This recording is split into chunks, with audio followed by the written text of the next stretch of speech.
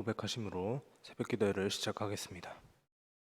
전능하사 천지를 만드신 하나님 아버지를 내가 믿사오며 그 외아들 우리 주 예수 그리스도를 믿사오니 이는 성령으로 잉태하사 동정녀 마리아에게 나시고 본디오 빌라도에게 고난을 받으사 십자가에 못 박혀 죽으시고 장사한 지 사흘 만에 죽은 자 가운데서 다시 살아나시며 하늘에 오르사 전능하신 하나님 우편에 앉아 계시다가 저리로서 산 자와 죽은 자를 심판하러 오시리라. 성령을 믿사오며 거룩한 공회와 성도 것으로 교통하는 것과 죄를 사하여 주시는 것과 몸이 다시 사는 것과 영원히 사는 것을 믿사옵나이다. 아멘. 찬송가 421장 찬양하겠습니다. 421장입니다. 내가 예수 믿고서 함께 찬양하겠습니다.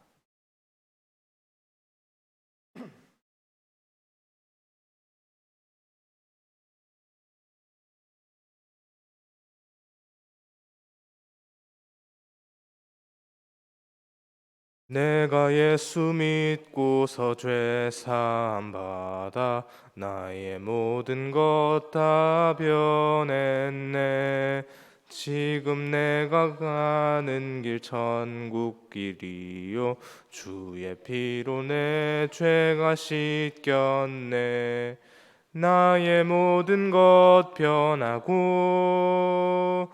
그 피로 구속받았네. 하나님은 나의 구원 되시오니 내게 정죄함 없겠네. 주님 밝은 빛 되사 어둠에 치니 나의 모든 것 다 변했네. 지금 내가 주 앞에 온전케 됨은 주의 공로를 의지함일세. 나의 모든 것 변하고 그 피로 구속받았네. 하나님은 나의 구원 되시오니 내게 정죄함 없겠네. 내게 성령 임하고 그 크신 사랑 나의 맘에 가득 채우며 모든 공포 내게서 물리치시니 주 안에 있겠네. 나의 모든 것 변하고 그 피로 구속받았네. 하나님은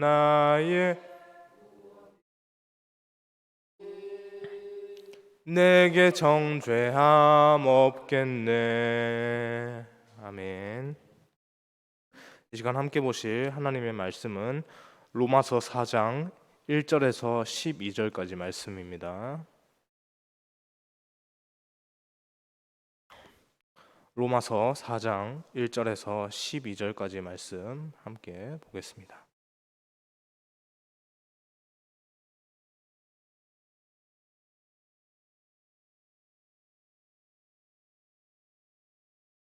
1절부터 12절까지 볼 텐데 마지막 절 함께 읽겠습니다. 제가 먼저 1절 말씀 보겠습니다.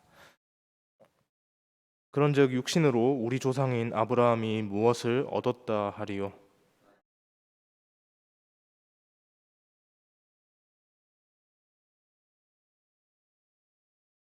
성경이 무엇을 말하느냐? 아브라함이 하나님을 믿음에 그것이 그에게 의로 여겨진 바 되었느니라.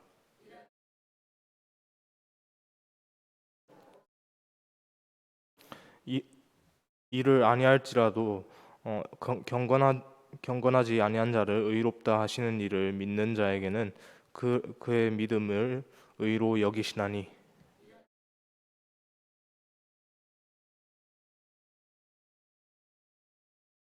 불법이 사함을 받고 죄가 가리어짐을 받는 사람들은 복이 있고,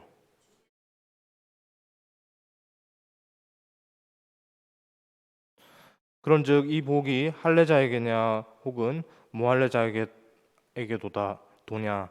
무릇 우리가 말하기를 아브라함에게는 그 믿음이 의로 여겨졌다 하노라.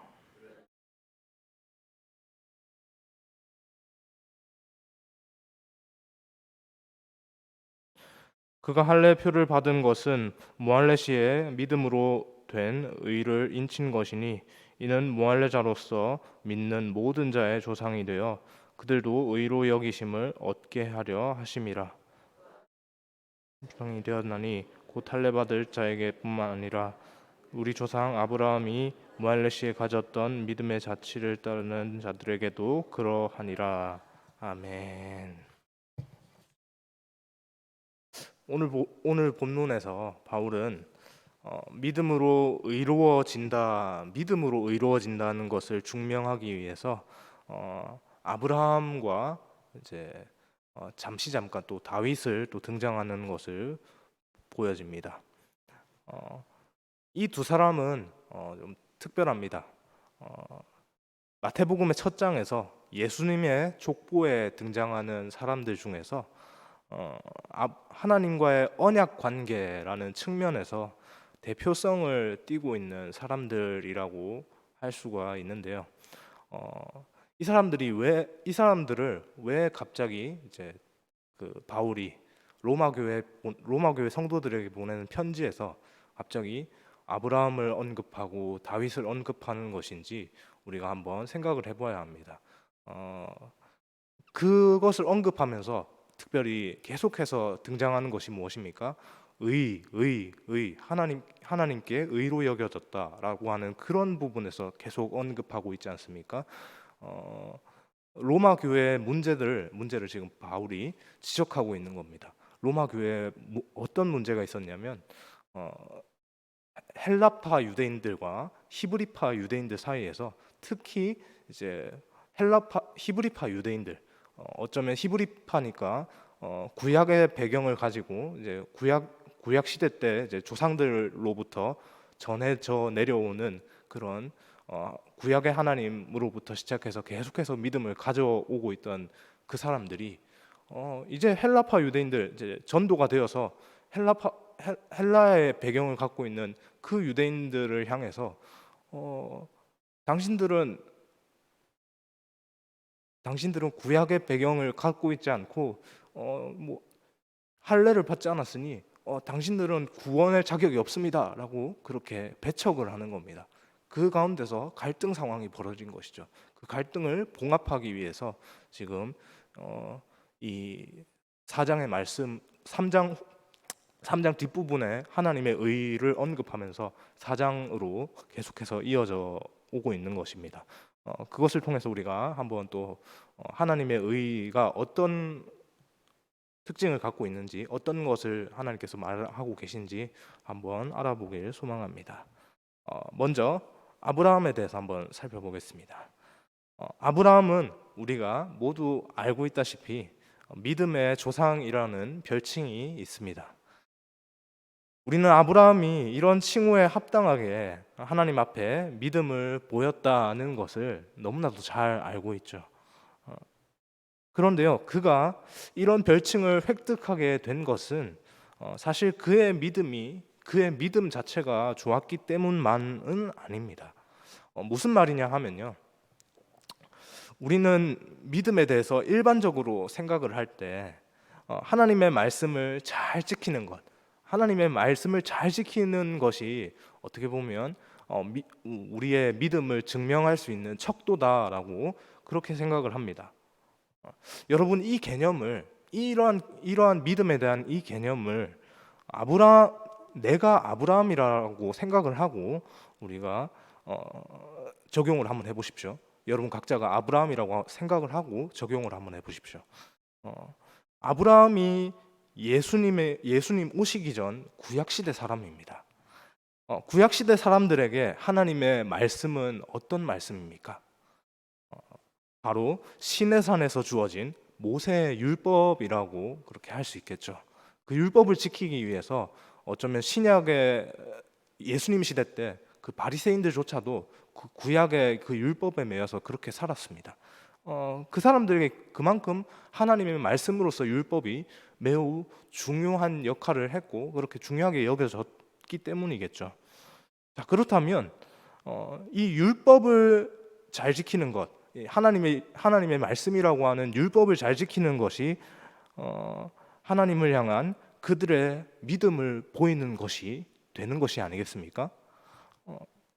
그런데요, 창세기는 아브라함이 하나님을 믿음에 그것이 그에게 의로 여겨진 바 되었다라고 그렇게 말을 합니다. 여러분, 아브라함은 그 모세 시대 이전의 사람입니다.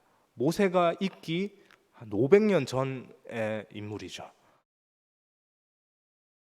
율법이 있기 500년 전의 사람입니다. 모세 시대 때 율법이 주어졌으니 율법이 있기 500년 전의 사람이라고 할 수 있겠죠. 율법이 있기 500년 전의 사람인데 당연히 율법이라는 것들 알지 못했을 거 아닙니까? 그럼에도 불구하고 하나님께서 아브라함을 의로 여겨 주셨죠. 하나님을 믿는다는 것, 그거 하나로 의로 여겨 주셨습니다.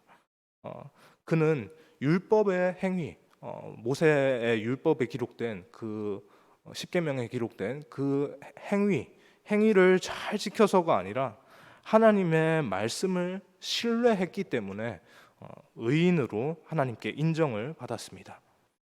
물론 믿음으로 의롭게 된다는 말이 행함이 필요 없고 전적으로 하나님의 이제 인도하심에 달렸다라고 또 하는 것은 또 아닙니다. 다만 눈에 보이지 않는 하나님을 믿는 그 믿음이 우리의 의로움의 조건으로 그렇게 존재되어질 때 하나님을 향한 믿음, 눈에 보이지 않지만 하나님 당신을 믿습니다라고 하는 그 믿음이 우리의 의로움의 조건이 된다면 이 의로움의 조건이 우리에게 갖춰진 상태에서 우리 삶에서 행함이라는 결과로 나타나져야 된다는 것이죠. 그리스도인은 믿음으로 의로워지고 행함으로 자신의 믿음을 확증하는 사람들이기 때문에 그렇습니다. 여기까지만 보면 믿음이라는 것이 자신의 의지에 달린 것이고 그렇게 믿음으로 의로움을 받았다는 것은 자신의 의지로 얼마든지 의롭다함을 증명할 수 있는 것이 아닌가라고 또 그렇게 또 행위적인 부분이 상당히 강조되는 것으로 생각을 할 수 있습니다. 그런데 우리는 여기서 더 나아가야 합니다. 여러분, 어떤 사람이 일을 열심히 해서 그 대가로 삭스를 얻으면 그것은 그 사람이 마땅히 받아야 할 임금인 것이지 은혜가 아닙니다. 우리가 어떤 업적을 쌓고 공로를 세워서 의롭게 된다면 우리는 그것을 자신의 자랑거리로 여기게 될 겁니다. 그러나 우리가 예수님을 믿음으로써 의롭게 되는 것은 결코 우리의 자격 때문이 아닙니다. 우리는 늘 소망합니다. 경건하고 거룩한 삶으로 하나님께 영광 돌리기를 말하죠. 늘 그렇게 소망하지 않습니까? 기도하면서 하나님, 오늘도 그러한 기도 제목들 갖고 계실 겁니다. 계속해서 날마다 기도하죠. 하나님, 제가 오늘 하루도 하나님을 믿는 사람으로서 경건하게 거룩하게 그렇게 하루 삶을 살 수 있도록 하나님 도와주십시오라고 그렇게 기도의 제목들 갖고 계실 겁니다. 그러나 우리의 현실은 어떻습니까? 늘 죄악에 노출되면서 현실은 늘 죄악에 노출되어서 하나님께 범죄하면서 살아갑니다. 이것이 우리의 현실인 것이죠. 그럼에도 불구하고 그런데도 하나님께서는 우리가 예수님을 믿는다는 사실 그 하나만으로 우리를 의롭다고 여겨 주셨습니다. 이것은 전적으로 하나님의 은혜입니다. 구원은 전적으로 하나님의 은혜입니다. 자격이 차고 넘쳐서 믿음으로 행함으로 그리스도인답게 살아서 하나님께서 그렇게 우리를 의롭다고 칭해 주신 것이 결코 아니라는 것이죠.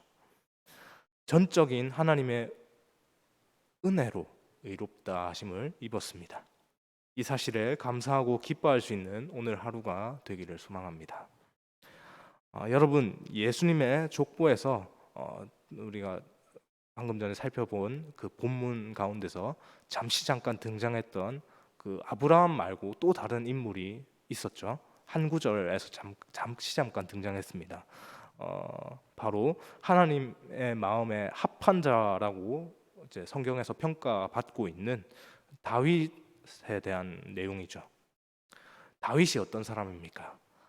그는 인생 가운데서 무지막지한 죄를 저질렀습니다. 하나님 앞에 그런 용서받을 수 없는 죄들을 저질렀죠.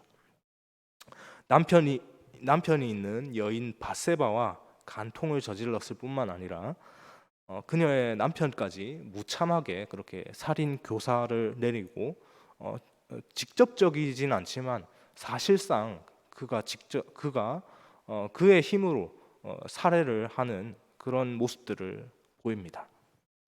그런데 하나님께서는 그의 죄를 결과적으로 봤을 때 나중에 이제 평가로 다윗이 죽고 난 이후에 그 평가로 봤을 때 그의 죄를 기억치 않으십니다. 무엇 때문입니까? 다윗이 하나님 앞에 전심으로 회개했기 때문입니다.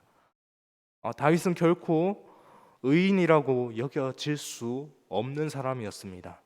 그러나 하나님 앞에 용서받을 수 없는 그 죄를 저질렀다는 그 사실을 본인이 인지한 그 순간에 자신의 온 마음을 다해서 하나님 앞에 엎드려서 그렇게 펑펑 울면서 통곡하면서 옷을 찢으면서 그렇게 엎드려서 회개했고요. 하나님께서 그의 그 죄를 용서하셨습니다. 그것으로 하나님 앞에 의로운 자가 되었죠. 여기서 중요한 것은 다윗이 회개한 그 행위보다 하나님의 용서입니다. 여러분, 물론 범죄했을 때, 잘못했을 때 하나님 잘못했습니다. 하나님, 제가 또 범죄했습니다. 하나님, 제가 또 죄를 저질렀네요. 하나님, 용서해 주십시오라고 그렇게 회개 기도를 하는 것, 용서의 기도를 구하는 것 너무나도 중요합니다. 그런데요, 그런 회개 행위가 아무리 있다고 한들 그 마음이 하나님 앞에 올려지지 않고 연락되어지지 않는다면, 그래서 하나님께서 그 회개 기도를 듣지 않으신다면 하나님께 결코 용서를 못 받는 것이 되지 않습니까? 하나님께서 들으셔야 회개가 되는 것이죠. 회개의 역할이 되는 것이죠. 그런데 하나님께서는 당신을 향해서 온 마음으로 나오는 다윗의 모습, 그 모습을 너 자격 없으니까 무슨 네가 지금 네 상황에서 무슨 회개를 하니라고 그렇게 밀어내지 않으시고, 그래 맞구나, 내가 너의 지난 과거 묻지 않으마, 너의 그 마음을 보겠다라고 그렇게 하나님께서 말씀하셨죠. 다윗의 모습을 그대로 받아주셨습니다. 말 그대로 다윗에게 임한 하나님의 전적인 은혜인 것이죠. 다윗은 하나님의 그 큰 은혜의 최대의 수혜자가 된 것입니다. 여러분, 질문을 드리겠습니다. 여러분은 하나님께 인정받은 의인입니까? 사람이 하나님께 인정을 받으려면 완전히 철저하게 의로운 삶을 살아야 합니다. 사실 그것이 맞습니다. 그렇게 되지 않으면 왜냐하면 하나님께서 거룩하신 분이기 때문에 그 거룩하신 분에게 의롭다함을 얘기를 들으려면 우리 또한 그러한 삶을 살아야 당연히 그렇게 되는 것이죠. 그런데 이것이 현실적으로 불가능하지 않습니까? 우리의 현실상, 우리의 지금 태초부터 있었던 그 아담의 역사 그 이후로부터 계속해서 이것이 불가능하게 되었습니다. 우리는 오늘도 지금 이 순간에도 죄에 노출되어서 심지어 나도 모르게 죄를 범하고 하고 있기 때문에 그렇습니다.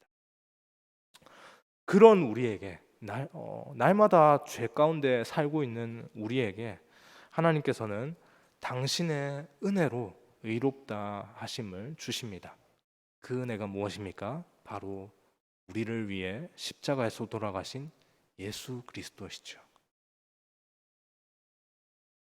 우리 그리스도인들은 예수님의 그 십자가 보혈을 의지해서 하나님 앞에 죄 사함을 받고